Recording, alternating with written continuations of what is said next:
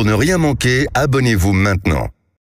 Un deuxième sujet que je souhaitais aborder très vite, et je l'aborde tout de suite, parce que là encore, nous sommes concernés, directement concernés, et ça nous touche de près, puisque nous allons pouvoir aller chez le kiné, ou consulter une infirmière, ou aller chez un orthophoniste ou une orthophoniste, chez un podologue, sans passer par notre médecin traitant. Et ça, c'est un véritable changement, un changement extrêmement important. Je suis, pour en parler, avec notre invité, Guillaume Rall. Bonjour. Bonjour. Vous êtes kiné dans le Loiret, président du syndicat national des masseurs kinésithérapeutes.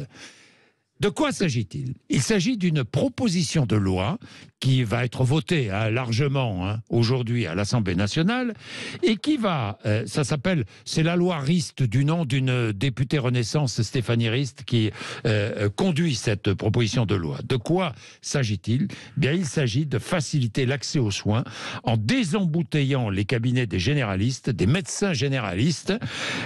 Ça veut dire quoi? Ça veut dire, comme je l'expliquais il y a un instant, que je vais pouvoir venir vous voir, par exemple, Guillaume Rall, sans être passé par mon médecin traitant. C'est cela? Alors, en tout cas, l'ambition de la loi, c'était celui-là à l'origine. C'est-à-dire que l'accès direct, vous l'avez dit, c'est consulter un kiné sans prescription. Et c'est une demande de notre profession depuis longtemps déjà. Oui. Bon, donc ça, c'est l'objectif de la loi. Mais l'objectif sera tenu ou pas?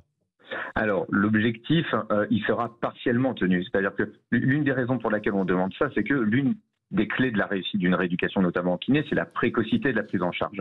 Et ensuite, les jeunes kinés aujourd'hui, ils sont formés à repérer ce qu'on appelle les drapeaux rouges, c'est-à-dire les signaux qui nous font dire que ça n'est pas qu'une simple entorse de cheville ou que ce n'est pas une simple lombalgie pour laquelle le patient vient consulter. Et pourquoi ce sera mis en place que partiellement? À l'origine, l'initiative de cette loi, elle était excellente. C'était notre demande.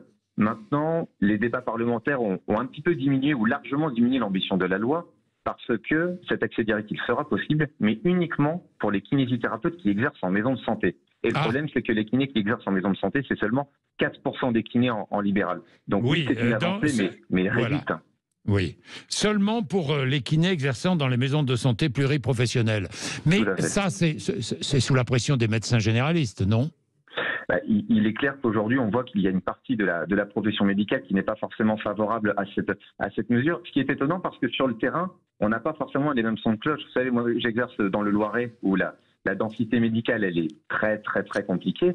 Et on travaille très bien avec les médecins qui ne sont pas foncièrement opposés à cette mise en œuvre. Par contre, ce qui est très important, et ça, je le soutiens complètement, c'est qu'il y ait toujours une collaboration aussi importante, voire même accrue entre les deux. C'est-à-dire que le kinésithérapeute qui a éclairé un patient en accès direct se doit d'informer le médecin de ce qu'il a vu, de ce qu'il a fait, parce que la collaboration, elle reste majeure et elle peut se faire au-delà des maisons de santé. Oui, j'ai très bien compris. Guillaume Rall, ça veut dire quoi? Ça veut dire que si je viens vous voir, je suis obligé de passer par un médecin traitant. Si je vais voir un kiné, bon, je me répète, mais il faut souvent répéter les choses pour qu'elles soient bien comprises.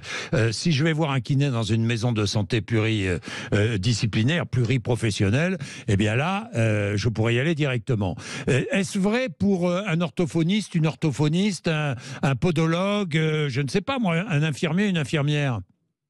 Alors, l'objectif de cette loi-là, c'était effectivement de décloisonner un petit peu le système et de ne pas concerner uniquement la kinésithérapie. Donc après, je ne suis pas spécialiste des autres professions, mais il me semble bien que pour les orthophonistes, c'est quelque chose qui a été mis en place également, pour les infirmiers de pratique avancée aussi. Mais si vous regardez par exemple ce qui a été proposé pour les orthophonistes, une mesure qui me semble très intéressante, c'est que les orthophonistes pourront accueillir les patients en accès direct s'ils exercent en maison de santé ou qu'ils sont engagés dans ce qu'on appelle les communautés professionnelles territoriales de santé. Ce sont des grands réseaux de professionnels qui font qu'on n'est pas forcément dans les mêmes locaux, mais qu'on travaille en réseau. Il y a beaucoup de kinés qui travaillent dans ces réseaux-là. Moi aussi, j'en fais partie. Je fais partie d'une CPTS, mais par exemple pas d'une maison de santé. Donc c'est pour ça que, à la base, cette loi devait concerner également ces grandes communautés. Je ne comprends pas très bien pourquoi vous êtes exclu de cet aspect de la loi.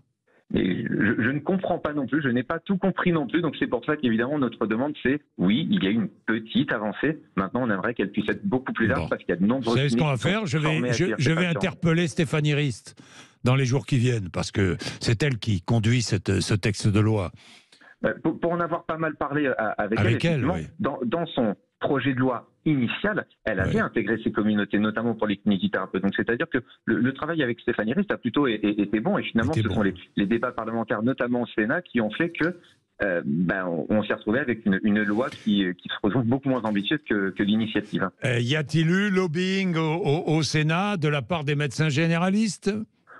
J'ai envie de dire, il y a eu lobbying de tous les acteurs un petit peu partout. Après, il est vrai qu'on a vu une réticence beaucoup plus importante du Sénat que de l'Assemblée nationale. Donc après, est-ce que c'est lié, on va dire, Mais ça n'enlève, est-ce que ça n'enlève rien à un médecin généraliste, pourtant ?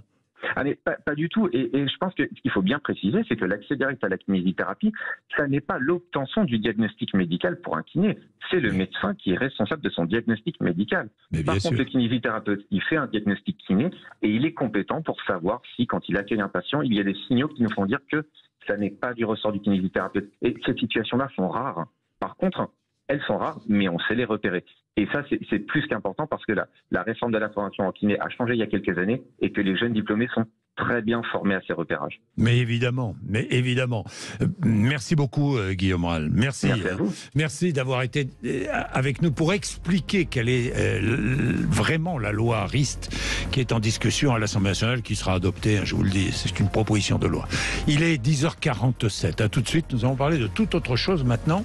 Nous allons parler du plan de lutte contre la fraude sur Internet. Et là, c'est aussi très intéressant parce que sur Internet, vous savez, vous pouvez vous faire arnaquer. Ça m'est arrivé, c'est arrivé à beaucoup de Français. Plan de lutte contre les abus sur Internet. Un Français sur deux a été victime d'une tentative d'arnaque sur Internet. Racontez-nous d'ailleurs, ça vous est arrivé. Nous allons en parler dans un instant avec Laurent Amar, cofondateur de France Vérif. À tout de suite, 10h47.